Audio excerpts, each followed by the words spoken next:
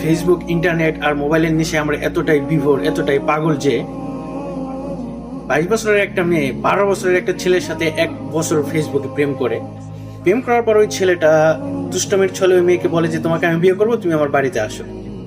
মেয়েটা আসে ঠিকই, সবকিছু নিয়ে গুছিয়ে বিয়ের জন্য আসে। আসার পরে দেখে যে ছেলের বয়স 12 বছর, ছেলেটা ছোট। কি বিশ্বাস হচ্ছে না? চলুন দেখে আসি ঘটনা কি।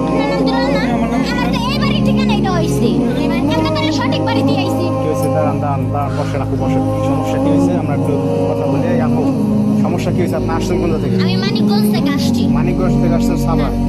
সমস্যাটা কি বলেন এখন আমাদের? সমস্যাটা আমার সাথে দীর্ঘ 1 বছর যাবত প্রেম করে। কি করে প্রেম? এবারে ছেলে কার ছেলে? ওনার নাম দুলাল। আমার এবারে ঠিকানা দেওয়া হয়েছে, আমি এবারেতে আসছি।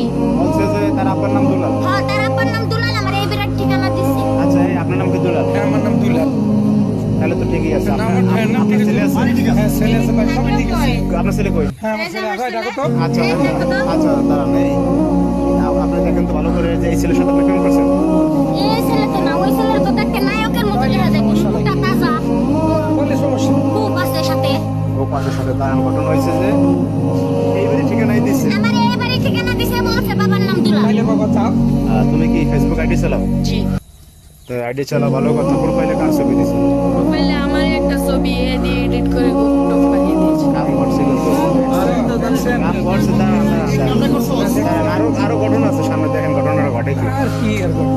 এই যে এই মাইয়া ছিল, চিনি। তা প্রেম করছে ওর সাথে? ওনার সাথে আমি 1 বছর প্রেম করছি।